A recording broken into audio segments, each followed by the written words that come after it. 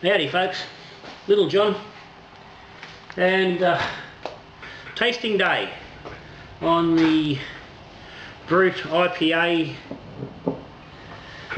slash lager. The main thing we're looking at is the Brut IPA. Now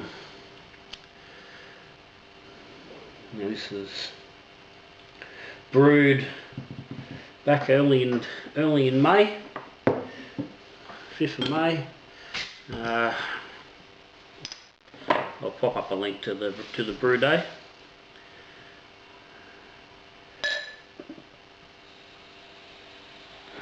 Now, obviously, brewed IPA is a fairly new style. A lot of brewers still haven't tried it.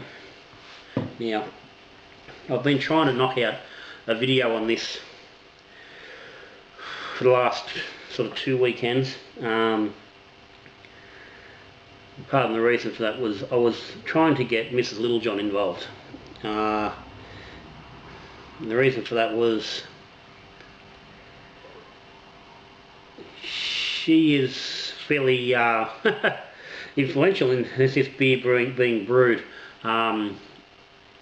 Discussion a while back about it. We tried this while we're in a trip to Canberra. We were staying just around the corner from Bespoke, so we called in there before we went to dinner one night. We had a couple of had a tasting paddle, and the Brut IPA was one of the beers they had there, so we gave it a bit of a go. Now Mrs Littlejohn's not particularly a big beer drinker. She had a bit of a beer here and there, but not a hell of a lot. But she wasn't unimpressed with the Brut IPA. She sort of said, you know, that might be a beer that she might drink a little bit of. So, but oh well, I had been thinking, you know, tossing up, you know, it was probably something I probably needed to have a bit of a look at some point. Now, and as like our previous videos and comments I've made, I wasn't in a big hurry to rush out and do one. Wasn't necessarily a massive fan of what I believe the style was going to be. And after trying that one in Bespoke, I still wasn't real sold on it. It wasn't it wasn't a terrible beer, but it wasn't necessarily something I was keen to have a lot of around the place. But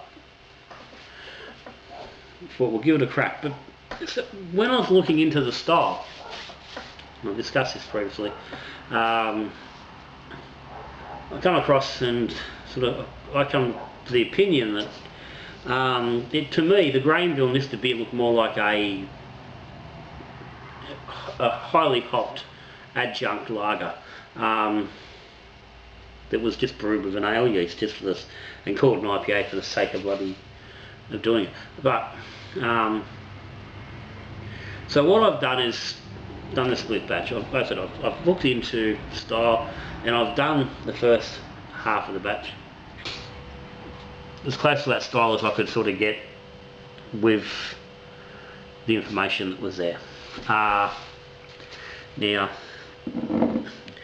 I have had 2 goes at both of these beers in the last couple of weeks, and this has been an issue with each one, and more so with the ale, because the carbonation level is elevated on this brew. It is higher than normal, so I've carbed to level I normally don't, which is only one carb drop in each bottle. But there is dry enzyme in the ferment which can carry over just a smidge into bottles, and I think that's having an effect. Actually, this bottle, that glass I'm pouring there, is the style-driven IPA done with ale yeast, with USA 5, and this is the lager version, which doesn't have the dry hopping and doesn't have the dry enzyme in it. So it's still carb high with the 1 carb drop, but it's staying under control, where this fella's just getting a little bit carried away with itself. It's not massive, and if you were to pour that into a large glass that wasn't nucleated, it's not such an issue. So, just to recap on the brews themselves, ended up about probably somewhere around 70% lager malt, and about 15% flaked rice and 15% flaked corn in the mash. I was going for 60-20-20. As it says in the video, I had a little bit extra corn. So did the mash, went through the boil. There's nothing added prior to flame out. The first edition was 10 grams of El Dorado at flame out, and then we went into Citron Mosaic in the whirlpool at 80 degrees. Actually it was 78 degrees. It sat for 20 minutes. Then this got split into 2 fermenters. One went with a half pack of dry enzyme, because it was only 11 litre batch, and USO5, and sat on the bench here at ambient, sitting between sort of 19, 20, 21 degrees at most. The lager batch went in the fridge with a starter of East Rocky Mountain Lager, and fermented at 12 degrees. Now, so five days in, we were at 10-14, and all but so pretty much 75% of the way through ferment. I dropped at that point 25 grams of Mosaic into the fermenter with this fella, and left him continuing on. That same time, the lager version was down to 10:50. Now, sorry, this started at 10:56. So the lager version was at 10:32. So it still had a little bit to go. So at that point, I raised the temperature, which was always the plan, from the 12 degrees up to 15, and let them run. That went for another 6 days, at which time I took the dry hop off the IPA, and at that point it was at 1.004, and again, watching the actual brew-day video, that was sort of the target I was aiming for. I raised the lager at that point another few degrees and bumped it up to 20 to make sure it was finished off. It was at 10:16. 3 days later, we were at 1002 on the IPA, which was bottling day. So it had no cold crash, it just sat at that ambient 19 to 21 degrees for the whole time, which was 14 days. The lager at that point had dropped to 10-12, and I also didn't get cold crashed either. So, you can see they're still quite hazy. There's less haze in the lager. It's clearing up. Now this one hasn't been, it's only been in the fridge for about half an hour. I thought I had a bottle of each in the fridge, and I don't know what happened, but I didn't. This fella's been in the fridge for a couple of days. But dry hopping and no cold crash, there is some haze there. Bottle, I said 1 carb drop each bottle, and that was it. So they've been sitting, that was the 19th of May. Yeah, so they've been 5.5 weeks since bottling. They sat on the garage floor here for about 4 weeks at ambient, so again around that 19-20 degree mark. Then they've gone into the conditioning fridge where they've been sitting at 14 degrees. As I said, this one's been in the fridge for probably for about 4 days. This fella's only gone in today, been in half an hour. Still reasonably cold. So let's get into what we're looking at. So the idea of the Brut IPA, that it's basically a beer that finishes quite dry, with a lot of hop flavour, as in the IPA, but with no bitterness. All about, you know, dragging up the hop flavours and having no malt there to overpower it. And on the nose, the Mosaic, you know, anyone's ever used Mosaic knows that it's, on the nose it's just, it's got so much fruit and smells. I get far more nose out of Mosaic than any other hop I've ever used, and particularly when you're dry hopping with it. It's all stone fruit, tropical fruit.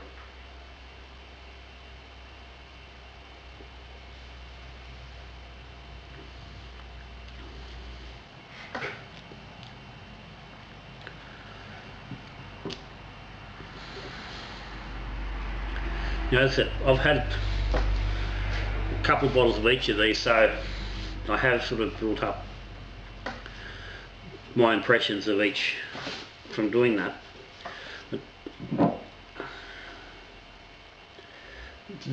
That Brut IPA, and now I've only had one commercial example, and going off the descriptors, this is reasonably close, and it's not far, it's pretty close to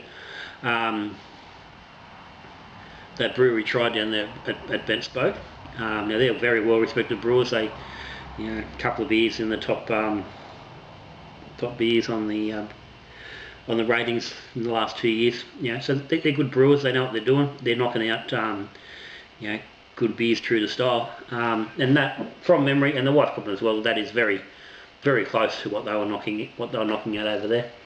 7.4% alcohol in the bottle, so it gives you gives you a bit of a sting.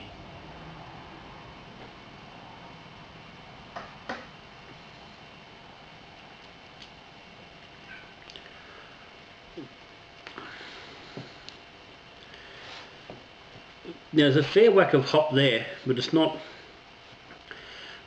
big, it's not in your face, it's certainly not IPA, your normal IPA sort of level. But there's very little in the way of malt and sweetness there to counteract, so it actually works really well. Now, I have given this style a bit of a caning recently. As I said, not to say it's not a decent beer. I've only given the caning on the basis of how they've labelled it style-wise, and the marketing more than anything else. That is quite a refreshing, you know, brew, and it is quite light.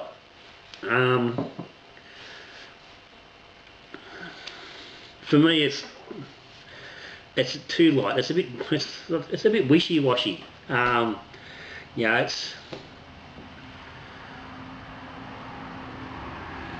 not really. And the same impression I got on the first try. It's not really a beer I'm going to drink a lot of. That being said, I don't not like it. It is nice. It's a nice beer. When you're looking at the parts and what it is, it's tasty. It's not as, it doesn't come across as dry as one would expect it to. At 1002, like, you're sort of thinking insider territory, and that was a comment my wife made when we were first trying it in Canberra. She commented it is a bit cider-like. She actually described it as a bit girly, which may be offensive to people. That was her comment. And all she was sort of saying was that it's not a typical beer sort of flavour. It hasn't got that hot bitterness and that sweet malt hit that you sort of expect to get from beer. And as I said, it comes across as quite a gentle beer, which hides very well that high alcohol.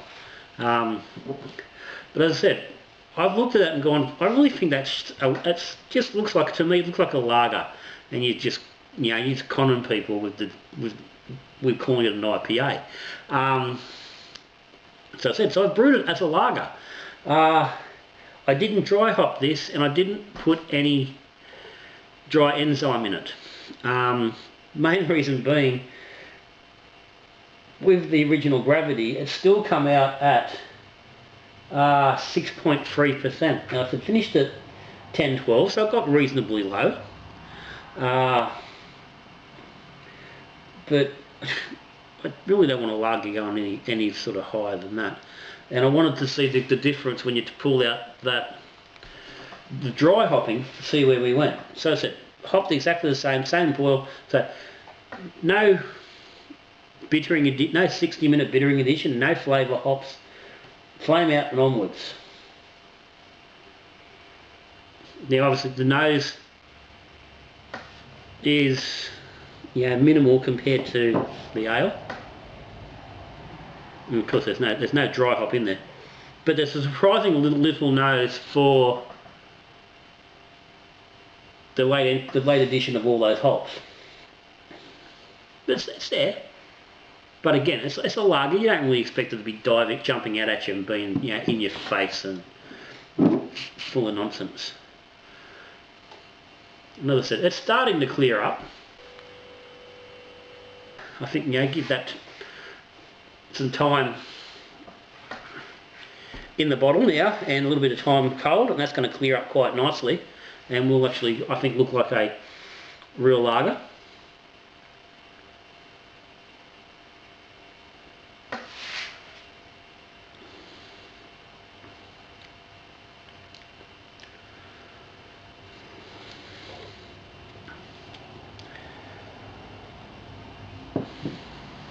Now, there's considerable differences between these two beers, as much as there's a lot of similarities.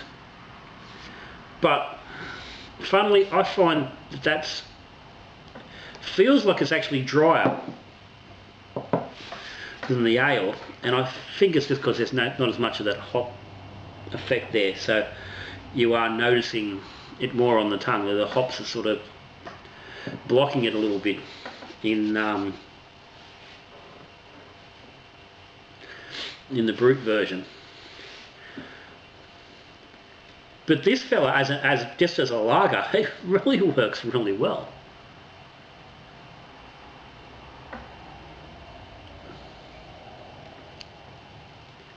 Now there is bitterness, and it's not your usual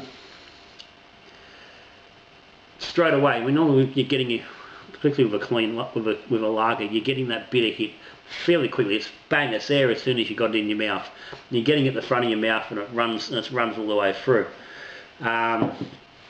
Where the bitterness tends to roll on a little bit slower.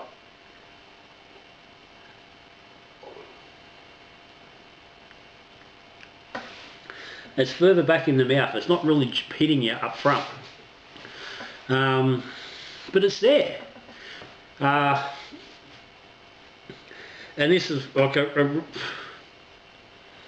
really found it interesting, was because, you know, you always see these discussions and talk about these late hops and these post-boil hops that don't add any bitterness to your beer. Now, there's no boil hops in either of these beers, and they've both got bitterness. You know, so again, it's that pushing that argument that you're adding hop. No matter when you add hops, you're going to get some amount of bitterness. It is a different bitterness. As I said, the bitterness isn't coming on the front of the tongue. It's not straight away. It's as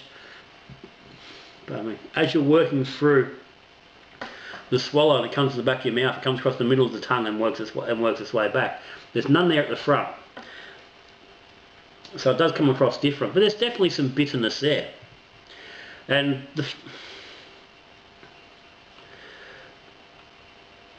it's quite clean. And it's actually funny. The wife commented just the other night. I was having a glass of each, and she had a little bit of a slurp on both. And she commented that one, the Brut, had a bite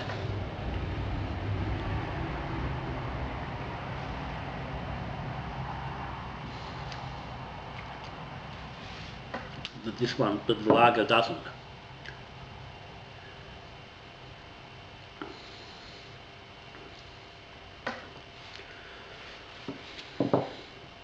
And it's interesting because it's very hard to describe, but when you're drinking this all, I can see what it is that she's saying. Yes, there's more hop in that because there's this dry hop, but for me, there's more hop flavour in that lager than in the brut.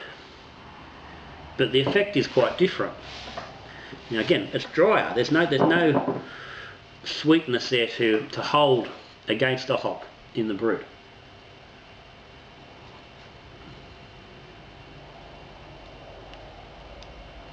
So the bitterness on that is more on the roof of your mouth than on the tongue itself.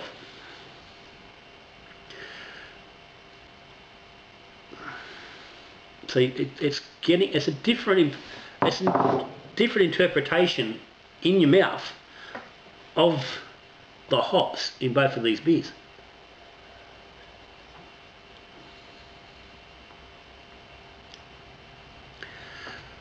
There's much more hop on your tongue in this, and less in the roof of your mouth. So they come across differently, and because they're going to come across differently, they're quite different. Now,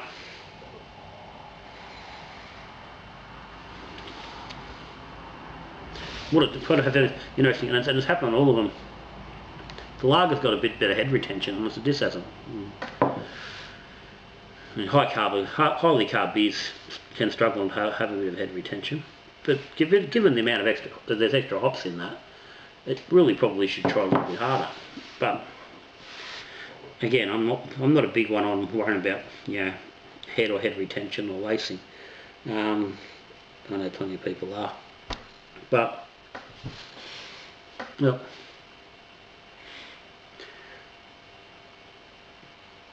Try and both of these beers. If I had to pick a favourite, I'd really struggle. Because as much as they're similar, they are different. If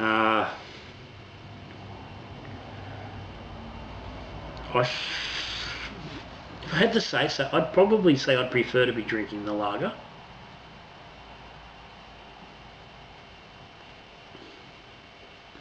It's just cleaner. And yes, an IPA is not gonna be clean.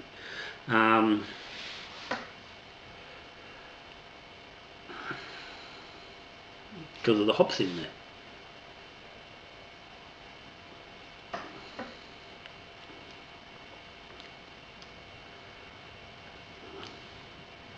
But that is, for me, is too dry.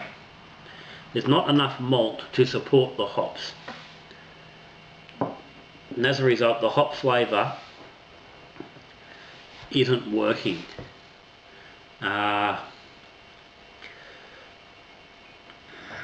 It works far better there where it's got a little bit of support. Yeah, and hops need support. They've got to have something to just prop them up a little bit and let them shine. They shine and work better with something, and that brut is just taking away the things. That bit of support, that little bit of sweetness and caramel tones that the hops really need.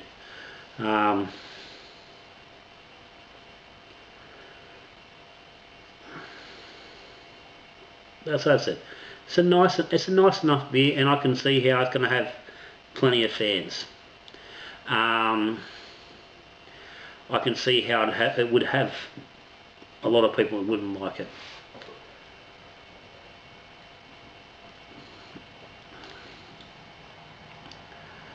And as it warms and those hops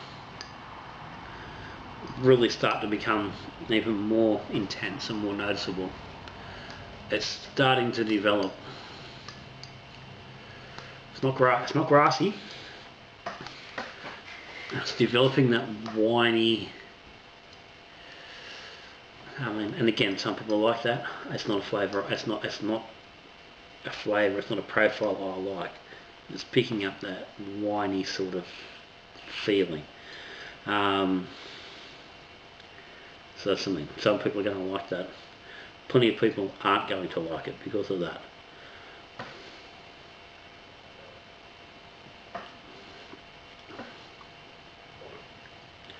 Yeah. Now it's getting to a point now where it's like, okay.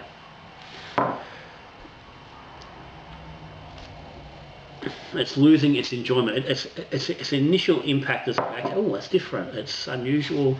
It's got a different range of flavours. It feels different. But as you're getting through it and it's warming, just oh, hang on. Same token, I'm knocking back 2 quite strong beers reasonably quickly, which isn't going to help.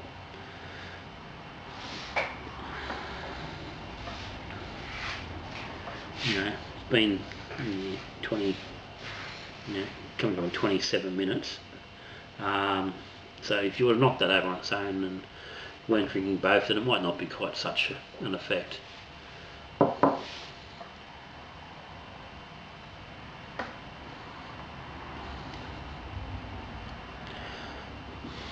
That beer's been sitting here just as long, and it probably wasn't quite as cold when we started.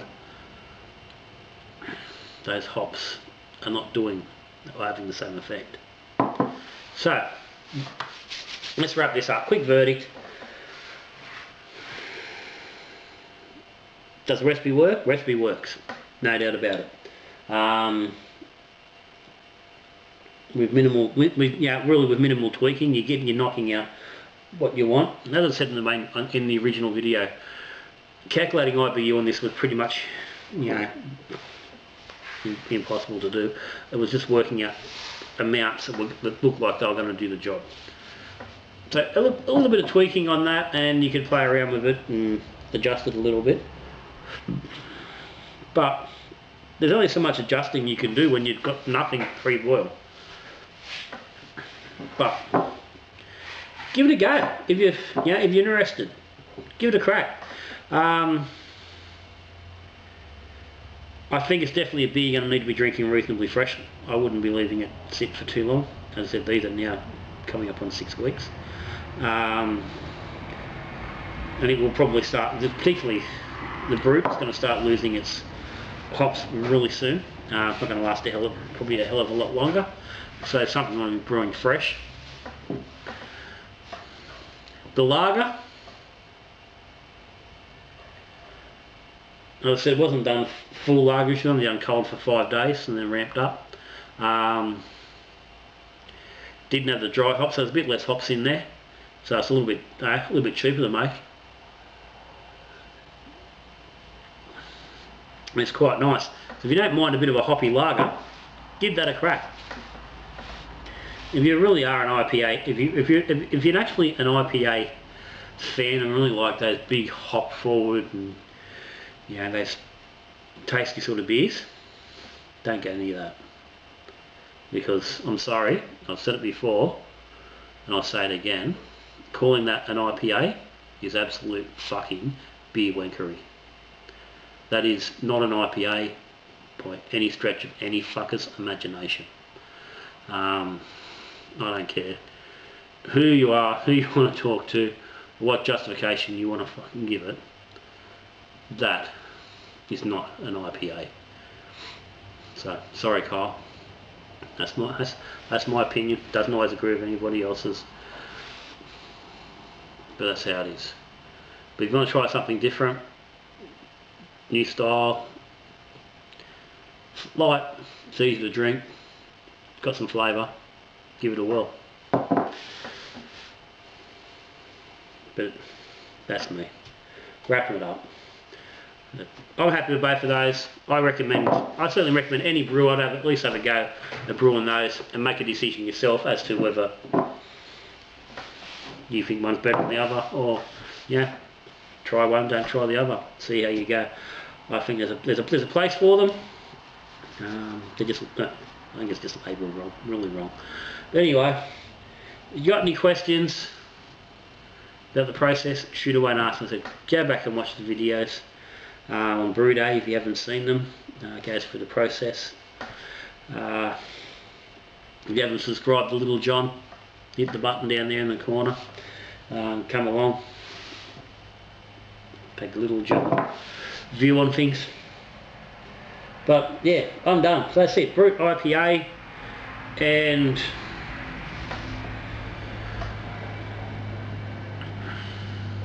hoppy adjunct lager. For me, that's the winner out of these two. But that's Littlejohn for the day. So till I see you again, we're brewing beer, we're talking beer, we're drinking beer, we're brewing.